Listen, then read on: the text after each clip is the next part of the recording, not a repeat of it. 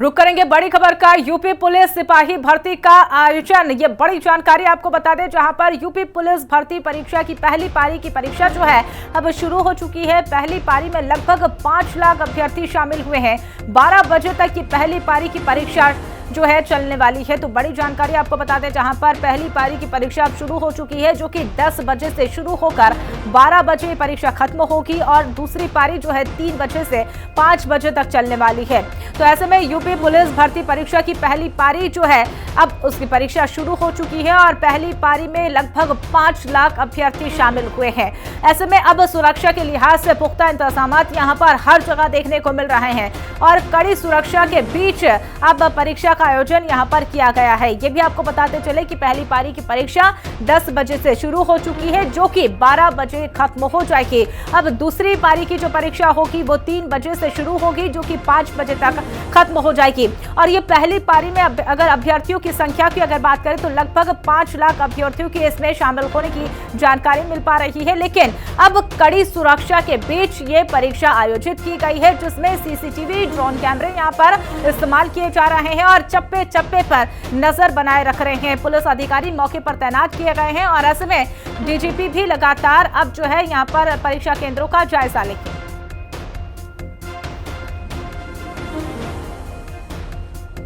तो आपको ये भी बताते चले कि यूपी पुलिस कांस्टेबल भर्ती जो है इसकी खास बात क्या है। 57 जिलों में 1154 परीक्षा केंद्र बनाए गए हैं, जो कि करीब 48.17 लाख कैंडिडेट इसमें शामिल होंगे। परीक्षा के आयोजन में कई बड़े बदलाव इस बार देखे गए हैं। चूंकि परीक्षा पेपर लीक मामला जो है सामने आया, उसके बाद बदलाव हुए। टाइम मैनेजमेंट के लिए अब यहां पर सेंटर्स का वॉल स्मार्ट भी किया गया है और ऐसे में अब कैंडिडेट को जरूरी डॉक्यूमेंट के साथ वहां पर पहुंचना होगा। एग्जाम सेंटर तक पहुंचने के लिए फ्री बस सेवा भी यहां पर आयोजित की गई है। बस कंडक्टर को एडमिट कार्ड दिखाना होगा और बस में सवार होकर परीक्षा केंद्र पर पहुंचेंगे। ऐसे में एडमिट कार्ड पर लिखे निर्देशों का पालन जरूर यहां पर करना होगा।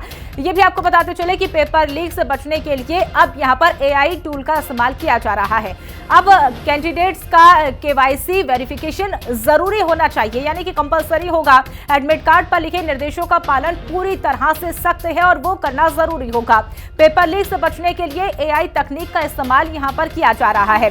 कैंडिडेट्स के केवाईसी वेरिफिकेशन जरूरी यहां पर बताई गई है, जो कि सावधानी क्या क्या बरतनी होगी वो हम आपको ग्राफिक्स के जरिए अब समझा रहे हैं। अब आपको ये भी बताते चले कि अब पेपर लीक ना हो, इससे बचने के लिए एआई तकनीक का इस्तेमाल यहां पर किया जा रहा है।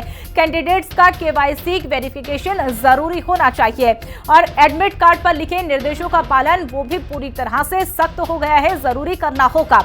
यानी कि अब जो सावधानियां हैं वो क्या क्या बरतें, वो भी आपको लगातार ग्राफिक्स के माध्यम से हम समझा रहे हैं, जो कि यूपी पुलिस कांस्टेबल भर्ती में कौन कौन सी सावधानी बरतनी चाहिए वो भी हम आपको लगातार समझा रहे हैं।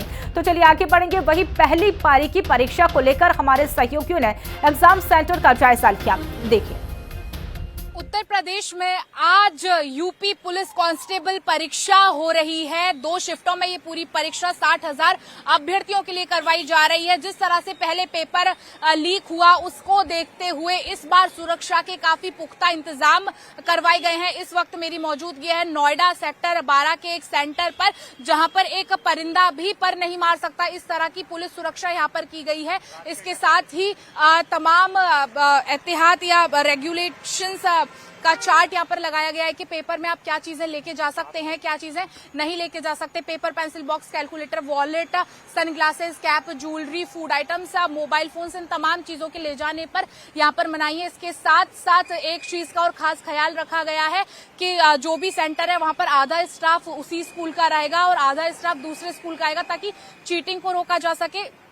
एआई का इस्तेमाल किया गया है फोटो मिलान करने के लिए। इस तरह की तमाम चीजें इस बार की परीक्षा को सफल बनाने के लिए की गई हैं, क्योंकि 60,000 अभ्यर्थियों के भविष्य का सवाल है। इसके साथ ही हर एक सेंटर पर उस एरिया के SHO, ACP, additional DCP, joint CP आकर के तलाशी ले रहे हैं और इसके साथ ही जो सेंटर का सुपरविजन कर रहे हैं, जो सुपरवाइजर हैं, उनको खुली छूट दी गई है, फ्री हैंड दिया गया है कि अगर कोई नकल करता हुआ या एक एडमिट कार्ड पर दूसरा व्यक्ति यानी कि फर्जी व्यक्ति आता हुआ पाया जाए तो उसके खिलाफ तुरंत एक्शन लिया जाए। तो वहीं उत्तर प्रदेश सरकार की तरफ से इस बार अफवाह फैलाने वाले लोगों पर सख्त से सख्त कार्रवाई करने के निर्देश दिए गए हैं।